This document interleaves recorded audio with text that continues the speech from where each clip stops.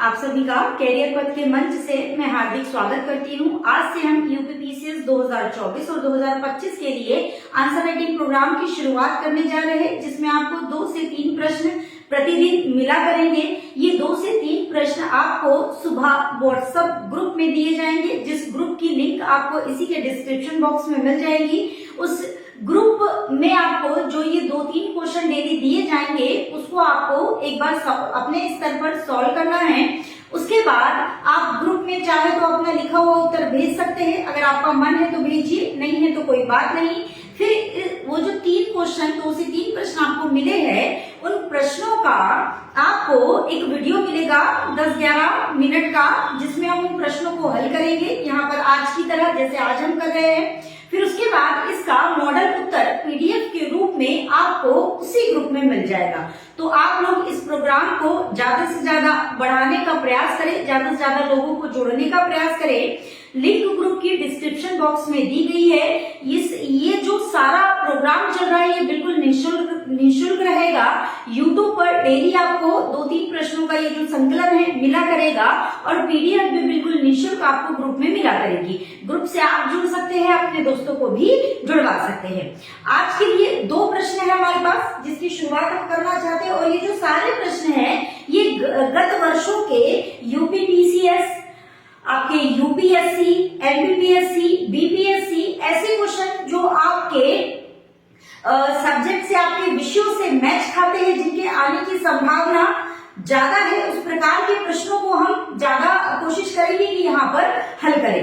आज इसी प्रकार 2 प्रश्न आपके सामने हैं। 2 प्रश्न में पहला प्रश्न आपका है, पहला प्रश्न आपके सामने है कि ये जो वर्ण व्यवस्था है, प्रश्न क्या है, वर्ण व्यवस्था पर गांधी जी के विचारों का मूल्यांकन करें।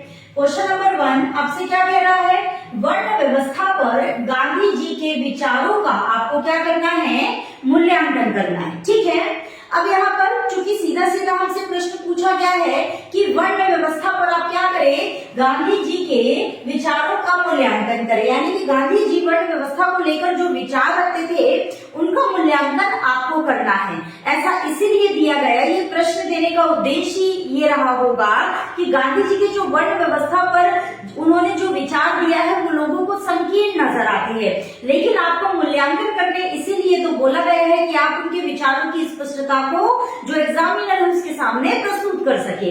यहाँ पर अगर आप जैसे शुरुआत में अगर भूमिका, चूंकि 8 नंबर का ये प्रश्न था, 125 शब्दों में लिखना था, तो भूमिका में बहुत ज्यादा हम शब्दों को वेस्ट नहीं करेंगे। सीधा सिंपल आप लिख सकते हैं कि गांधी जी ने अपनी कई पुस्तकों और लेखों में वर्ण व्यवस्था संबंधी विचार प्रस्तुत किए हैं, जिनमें सबसे महत्वपूर्ण उनकी पुस्तक है हिंदू धर्म। इस हिंदू धर्म से ही उनके वर्ण व्यवस्था संबंधी विचार स्पष्ट रूप से निकल करके आते हैं। तो ये एक महत्वपूर्ण जानकारी आपने दे दी कि ये जो वर्ण व्यवस्था है, इसका विचार गांधी जी ने कहाँ दिया है। ठीक है, उसके बाद अब आप सीधे किस में आ जाए। देखो यहाँ पर मैंने पूरा प्रश्न लिखा नहीं है, मैं सिर्फ और सिर्फ आपको मॉडल यहाँ पर बता सकती हूँ। लिखने का प्रयास, कुछ नए शब्दों को गढ़ने का प्रयास और उसको जमाने का प्रयास आपको करना है। हाँ, चीजें इंपॉर्टेंट क्या क्या इसमें आएगी वो मैं आपको प्रति क्वेश्चन में बताया करूंगी। अब यहाँ पर इनके विचार जो जरूरी है, जो मुख्य रूप से आपको डालने ही डालने हैं। ठीक है, पहला पॉइंट क्या है, इन्होंने कहा कि वर्ण व्यवस्था मनुष्य द्वारा निर्मित नहीं बल्कि प्राकृतिक या ईश्वरीय है। यानी गांधी जी का मानना ही था कि जो वर्ण व्यवस्था जैसे बोलते हैं ना कि मानव ने बनाई, तो उनका मानना ही था कि ये मनुष्य ने नहीं बनाई है, ये ईश्वर की ये देन है, ये प्रकृति से ही बनी हुई है। जिस प्रकार न्यूटन के नियम नहीं बदल सकते, उस प्रकार इस वर्ण व्यवस्था को भी नहीं बदला जा सकता, ऐसा गांधी जी का मानना था। ठीक है, तो ये विचार है उनका एक वर्ण व्यवस्था के प्रति। दूसरा विचार है इनका, वर्ण व्यवस्था हिंदू धर्म का अनिवार्य अंग है, वैकल्पिक नहीं। यानी कि वर्ण व्यवस्था हिंदू धर्म में विकल्प के तौर पर नहीं है, बल्कि ये उसकी नस नस में विद्यमान है, उसका अभिन्न अंग है। जैसे उन्होंने यहाँ पे एग्जाम्पल दिया था, जैसे एक मुसलमान कुरान को अगर नहीं मानता है तो वो मुसलमान नहीं है, जैसे कि ईसाई अगर बाइबल को नहीं मानता है तो वो ईसाई नहीं है, वैसे ही अगर हिंदू वर्ण व्यवस्था को नहीं मानता है तो वो हिंदू नहीं है। तो इस प्रकार का तर्क दिए थे गांधी जी ने, किसको लेकर, वर्ण व्यवस्था को, ठीक है। दूसरा जो है, तीसरा जो पॉइंट आपको डालना ही है वो है गांधी जी के अनुसार वर्ण व्यवस्था श्रम विभाजन की प्रणाली है जो समाज में श्रम की जरूरत और श्रम की उपलब्धता में समन्वय करती है। यानी कि इन्होंने ये कहा कि ठीक है, एक मिनट, है ना, इन्होंने ये कहा कि ठीक है, आप ये जो वर्ण व्यवस्था है इससे श्रम व्यवस्था नजर आती है। कहने का मतलब ये कि अगर कोई परिवार एक नाई परिवार है तो उस नाई परिवार में जो उत्पन्न हुआ बच्चा है वो भले ही सब कुछ शिक्षा दीक्षा सब कुछ ग्रहण करे, लेकिन कार्य वो कौन सा करे, आपका जो पैतृक कार्य है वही करे। जैसे एक मान लो कोई धोबी है, उसके घर में बच्चा हुआ, वो दूसरा काम भी कर सकता है, ठीक है, लेकिन उसको शिक्षा भी हासिल करने का अधिकार है, लेकिन उसको कार्य वही करना चाहिए जो उसका पैतृक है। गांधी जी का मतलब ऐसा मानना था कि जैसे हम अपने माता पिता की संतान है, ठीक है, तो हमको जो आकार मिला, रंग रूप मिला, हमको जो स्वभाव मिला वो किससे मिला, अपने माता पिता से मिला।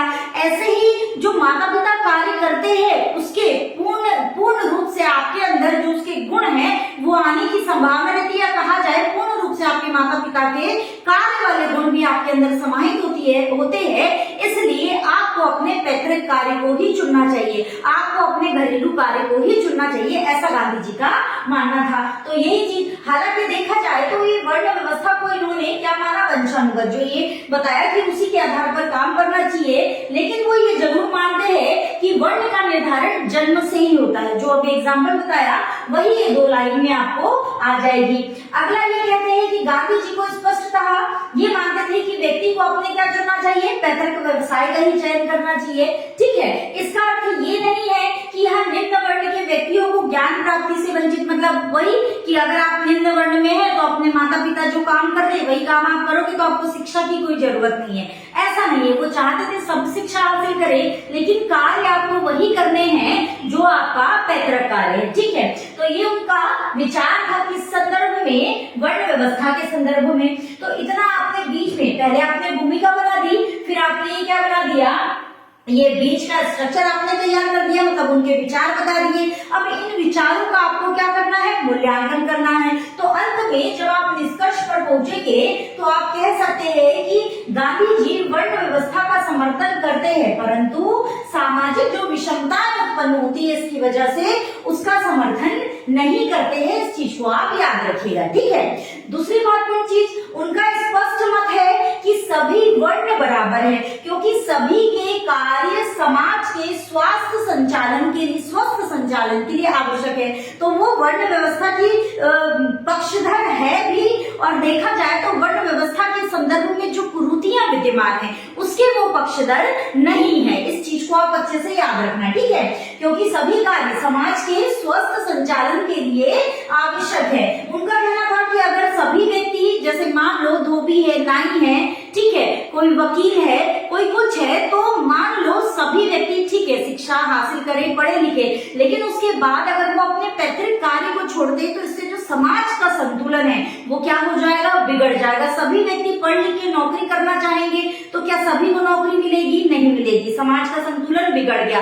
सभी व्यक्ति वकील बन के सिर्फ वकालत करना चाहेंगे तो सभी को क्या वकालत मिलेगी, नहीं, फिर क्या हो गया, समाज का संतुलन बिगड़ गया। सभी डॉक्टर बनना चाहेंगे तो सिर्फ डॉक्टर ही डॉक्टर रहेंगे तो भी समाज का संतुलन बिगड़ जाएगा। तो वो उस संतुलन ना बिगड़े उसकी वे बात किया करते थे, ठीक है। उन्होंने हिंद स्वराज की पुस्तकों के नाम जरूर लिखना, बहुत अच्छा इफेक्ट पड़ेगा आपके उत्तर में, है ना।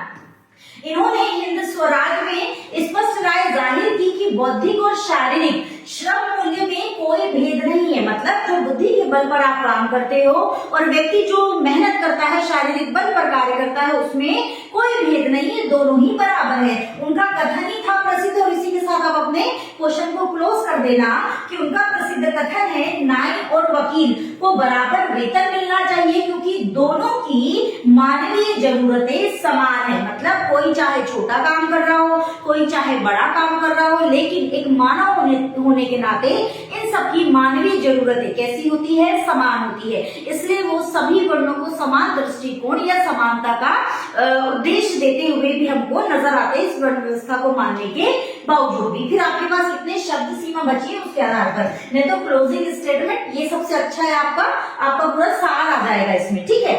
तो ये हो गया आपका एक क्वेश्चन। आपकी कोई अपनी राय है तो कमेंट बॉक्स में आप अपनी राय को भी रखिएगा। आपका कोई क्वेश्चन है तो कमेंट बॉक्स में क्वेश्चन लिख दीजिएगा, या फिर जिस ग्रुप में आप जुड़े हैं उस ग्रुप में आप अपना भी कोई क्वेश्चन रख सकते हो, उस पर भी हम बात कर सकते हैं, ठीक है। चलो दूसरा क्वेश्चन है आपके सामने, क्वेश्चन नंबर 2, सॉरी एक मिनट।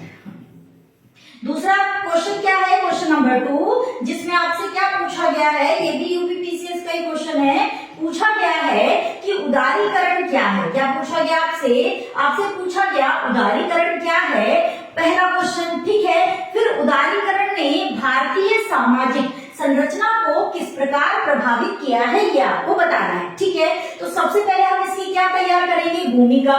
तो भूमिका हमने यहाँ तैयार की। कैसे आप तैयार कर सकते हो भूमिका? सबसे पहले आपको आंसर देना है कि उदारीकरण क्या है, ठीक है। यही आपकी क्या हो जाएगी, भूमिका हो जाएगी। तो भारत में ये जो उदारीकरण की प्रक्रिया प्रारंभ हुई थी, कब हुई थी? 1990 से हुई थी, ठीक है। जिसे हम किसके नाम से जानते हैं, आर्थिक सुधारों, जो कि मनमोहन सिंह जी के वित्त मंत्री के रूप में जब वे थे तब हुई थी, ठीक है। नरसिम्हा राव की सरकार थी, तो इस रूप में इनको क्या किया जाता है, जाना जाता है।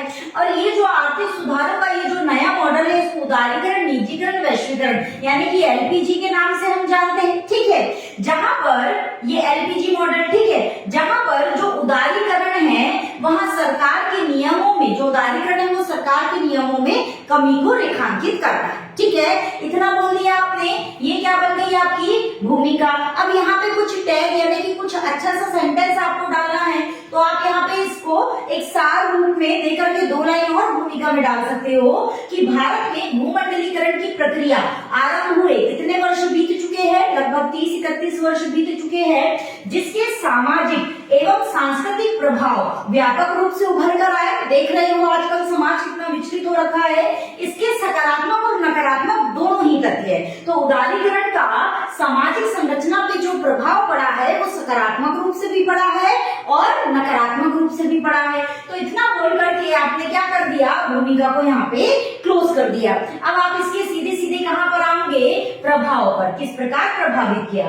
प्रभावित करने में जब आप आगे आओगे तो आपको इसके दोनों पक्ष रखने हैं, एक आपको सकारात्मक पक्ष रखना है, दूसरा नकारात्मक पक्ष। तो सकारात्मक प्रभाव में आपको कौन कौन सा प्रभाव देखने को मिलता है, नव मध्य वर्ग का उदय, जो मिडिल क्लास है उसका वर्ग यानी सस्ती वस्तुओं के प्रति आकर्षित होना, चकाचौंध के प्रति आकर्षित होना, ऐसा वाला जो वर्ग है उसका उदय क्या हुआ, तेजी से हुआ। क्यों? क्योंकि इन्होंने बाजार को बढ़ावा दिया, बाजार आया तो वस्तुएं सस्ती की, बाजार बाद आया वस्तुएं सस्ती हुई। और किसको टारगेट किया गया, ऐसी ऑडियंस को जो माल की क्वालिटी पे नहीं बल्कि उसके प्राइस पे ध्यान देती है, ठीक है। तो यहाँ पर इससे क्या हुआ, जो नव मध्य वर्ग है उसका उदय हो गया।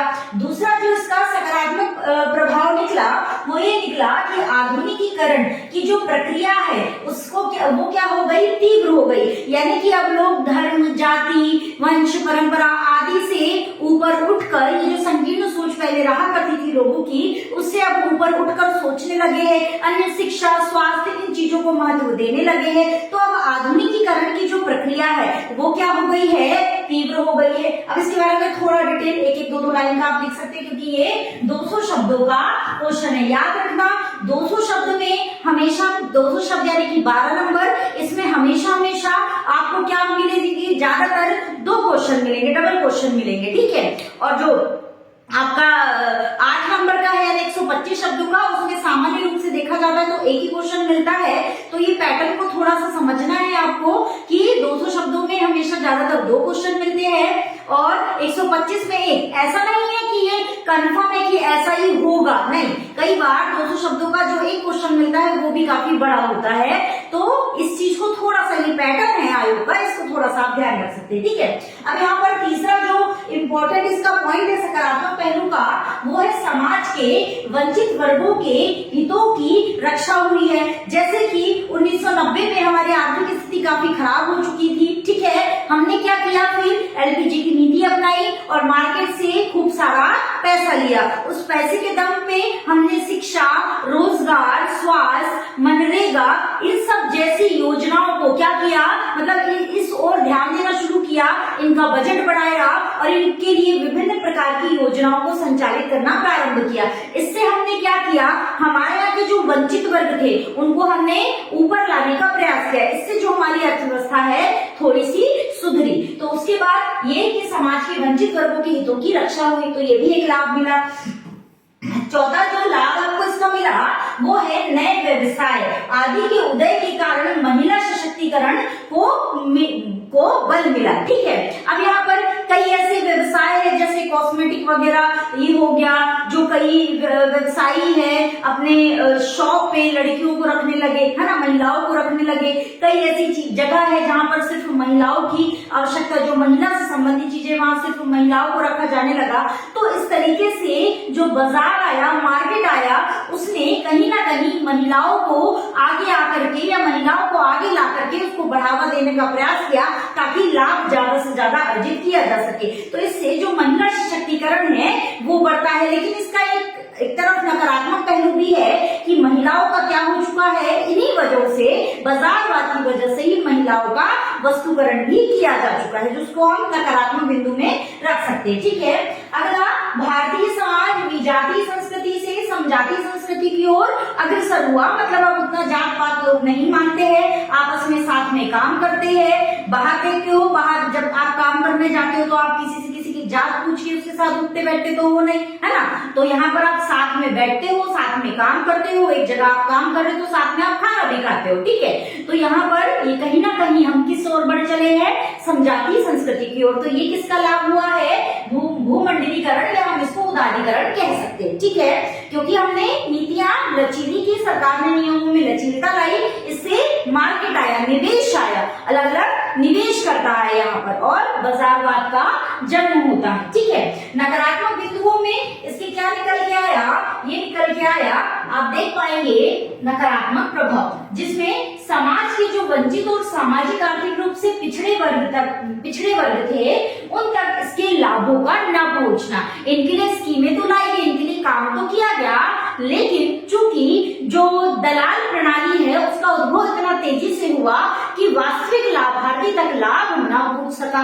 तो ये इसका ड्रॉबैक है। दूसरा, इसने सांस्कृतिक आक्रमण का ये घोतक है, यानी कि संस्कृति को सीधे सीधे हमारी बदल के रख दिया है। आप आजकल देखते हो कि पूजा पाठ में भी लोग जींस पैंट पहन के बैठ जाते हैं, महिलाएं कुर्ती पहन के बैठ जाती हैं। तो ये हमारी संस्कृति कभी रही नहीं थी। हमारी संस्कृति धोती कुर्ता पहनना, महिलाएं साड़ी पहनना, ये हमारी संस्कृति रही है। ठीक है, और आजकल हमारी संस्कृति बहुत तेजी से बदल रही है, जिसका सर्वाधिक बदलता प्रभाव महिलाओं में ज्यादा दिखता है। लोग फटी फटी जींस पहनने लग गए हैं, छोटे छोटे कपड़े पहनने लग गए हैं। तो इसने आकर के सीधे हमारी संस्कृति में ही क्या किया है, आक्रमण किया है। इसके अलावा महिलाओं का आपत्तिजनक चित्रण, अब कई चीजें, आप कई मैगजीन आप उठा करके देख लो, कई जो प्रोडक्ट है उनके ऐड आप उठा करके देख लो, महिलाओं को कुछ इस तरीके से प्रस्तुत या उनकी नग्नता इस तरीके से प्रस्तुत की जाती है कि आप आकर्षित होते हो उन चीजों की तरफ। ठीक है, तो ये क्या किया गया, महिलाओं का आपत्तिजनक चित्रण, यानी कि महिला को कहीं ना कहीं एक वस्तु बना करके पेश किया जाने लगा है। किसकी वजह से, ये जो भूमंडलीकरण आया, उदारीकरण आया, इसकी वजह से जो मार्केट आया। ठीक है, अब इसके अलावा अति प्रतिस्पर्धात्मक और असुरक्षित अवधारणा, मतलब इसने बाजार इतना आया, इतना तेजी से बढ़ा, अलग अलग लोग अलग अलग निवेश करता, इतने तेजी से आए, कंपटीशन इतनी तेजी से बढ़ा, लोगों ने अपनी वस्तुओं को सस्ता किया बिना उसकी क्वालिटी को जाने, बिना उसकी क्वालिटी की परख किए। तो ये प्रतिस्पर्धा इतनी बड़ी, अब लोगों को क्या चाहिए, सस्ता माल चाहिए, तो वो सस्ते की तरफ आकर्षित होते हैं। वहीं उसी नाम से, उसी ब्रांड से कई चीजें सस्ते मूल्य में बेच दी जाती है, तो जो वास्तविक है उनको क्या होती है, हानि होती है। तो इस तरीके से प्रतिस्पर्धा इतनी तेजी से बढ़ी है कि असुरक्षा की भावना पैदा हो गई। अगला, जो लघु उद्योग, छोटे उद्योग थे, जो हमारे यहाँ के हस्तशिल्प उद्योग थे, वो भी कहीं ना कहीं क्या हुए हैं, प्रभावित हुए। जैसे अंग्रेज जब आए थे, उन्होंने हमारे हस्तशिल्प को पूरा नष्ट ही कर दिया था, पूरा खत्म ही कर दिया था, वैसे ही ये भी जो बाजार आया इसने भी हमारे यहाँ के छोटे छोटे शिल्पों को, हथकरघा को क्या करने लग गया, नष्ट करने लग गया। तो कहीं ना कहीं लघु उद्योग, अनौपचारिक क्षेत्र, स्थानीय व्यवसायों पर क्या पड़ा है, इसका सर्वाधिक दुष्प्रभाव पड़ा है। अब हाथ से बुनाई की हुई साड़ी या हाथ से बुनाया किया हुआ कुर्ती में डिजाइन ज्यादा आकर्षक और सुंदर लगता है, लेकिन अब वही उसको मशीन से बनाया जाने लगा तो उसमें क्या हो गई, मेहनत कम लग गई, लागत कम लग गई। इसकी वजह से मशीन का बनाया हुआ कार्य तेजी से बिकने लग गया, हाथ का बनाया हुआ कार्य महंगा है, चूंकि मेहनत लगी है तो वो सामान्य लोग नहीं ले पाए या महंगा होने की वजह से नहीं खरीद पाते हैं। तो इस तरीके से ये जो बाजार आया, मशीनीकरण हुआ, इसने कहीं ना कहीं हमारे घर के उद्योगों पर भी क्या किया है, प्रहार किया है। ठीक है, कृषक असंतोष मतलब किसानों में असंतोष और असुरक्षा की भावना उत्पन्न हुई है स्वाभाविक तौर पर। और जो जनजातीय क्षेत्र है, चूंकि निवेशकर्ता आते हैं तो उनको एक बहुत बड़ा भूभाग चाहिए होता है, और कई बार इसी चक्कर में हमने जंगलों को काटा है, जंगलों में बड़ी बड़ी फैक्ट्रियां लगाई है। इसकी वजह से जो जनजाति जंगलों में रहती थी उनकी सामाजिक संस्कृति, सामाजिक संरचना और संस्कृति पर भी प्रभाव पड़ा है, हमारे पर्यावरण पर भी प्रभाव पड़ा है। ठीक है, तो ये सारी चीजें आप इसके नकारात्मक पहलुओं में डाल सकते हो। जनजाति हमारे समाज का ही एक अभिन्न अंग है। समाज में जरूरी थोड़ा है कि आप और हम ही रहते, समाज में हर वर्ग आता है, छोटा बड़ा, जो हमसे थोड़ा सा समाज से कटा हुआ है उसको तक समाज की अवधारणा में शामिल किया जाता है। तो यहाँ पर उस पर भी क्या हुआ है, सर्वाधिक प्रभाव हुआ है। तो इसी प्रकार जैसे आज हमने 2 प्रश्न किए, ऐसे ही हम कल 2 से 3 प्रश्न करेंगे।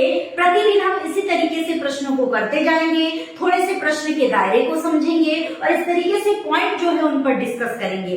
आज के लिए बस इतना ही, कल फिर मिलेंगे इसी तरह प्रश्नों के साथ। आप ज्यादा से ज्यादा संख्या में इस प्रोग्राम से जुड़िए।